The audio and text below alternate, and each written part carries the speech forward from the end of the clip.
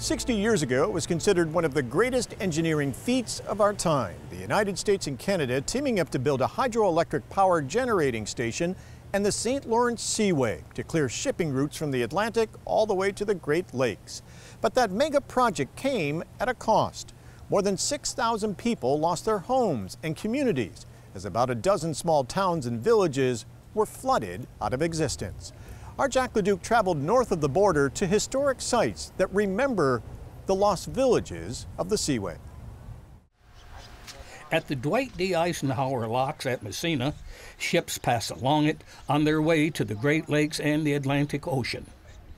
To make the river passable for big ships, locks like this one were created to raise and lower vessels 42 feet within the lock's chamber. However, to create the joint Canadian-American St. Lawrence Seaway, it took a marvel of engineering and the flooding out of a half-dozen towns while displacing hundreds of residents on the Canadian side. Considering the historical loss of villages dating back to the mid-1800s, concerned Canadians decided to preserve their history, forming the Lost Villages Society. By 1977, when our Historical Society was born, this park, which is called Alt Park, was in pretty desperate state. It didn't even look like a park. There were thornapple trees, there weeds all over the place, and it was very unkept. So I kind of took the bull by the horns and ran for municipal council and won an election with that as one of my planks, that a little bit of money be put aside every year to rehabilitate this park. From the beginning, the complex has grown to have 11 pre-Seaway structures. They range from a barber shop, a grocery store, a church, and other museum pieces. The lost villages have been found and brought here. It was done with all volunteer labor. This is a labor of love for those folks who cherish those villages that we lost. On Dominion Day, 1958, they blew the last cofferdam and flooded 40,000 acres of land, creating a watery tomb for a half-dozen villages.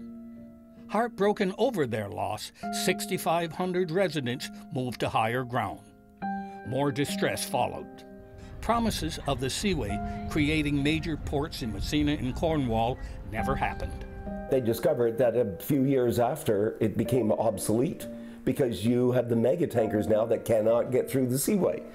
The Lost Villages Society first moved a log cabin piece by piece to its present site near Cornwall at Ingleside, Ontario. Dedicated society members soon brought in more.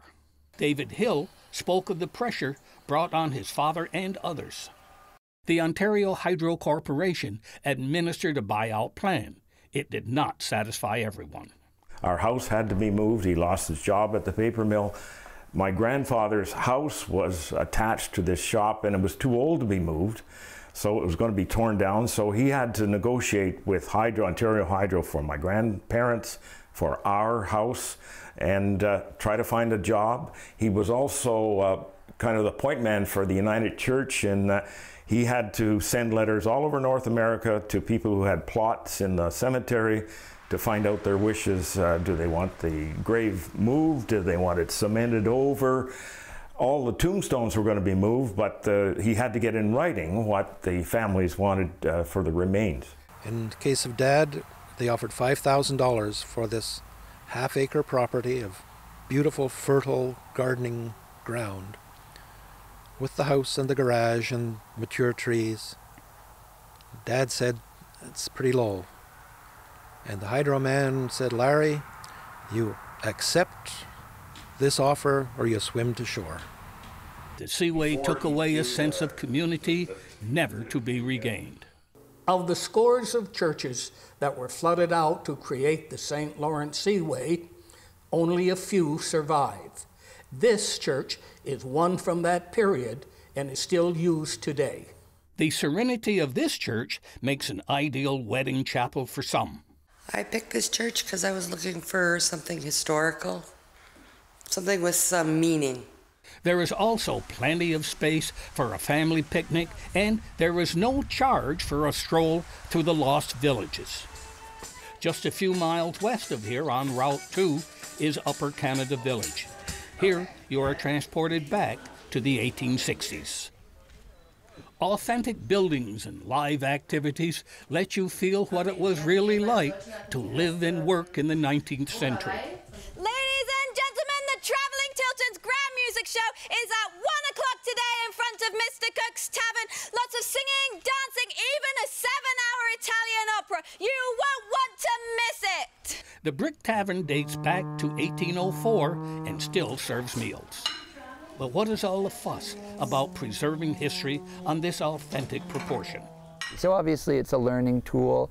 It's a way of getting people to understand that the world today isn't the way the world always was.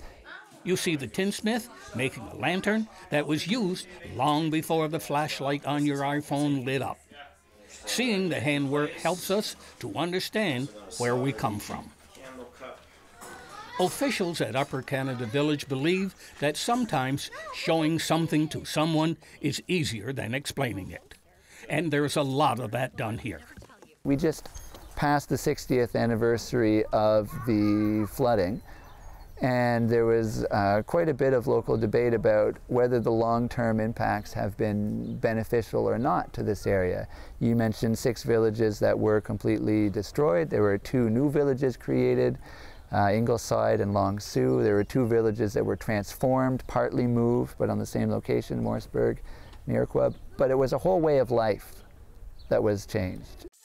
As new generations move farther away from the important times depicted here, it becomes more important to connect them with the past. For Mountain Lake Journal, I'm Jack LaDuke along the St. Lawrence Seaway.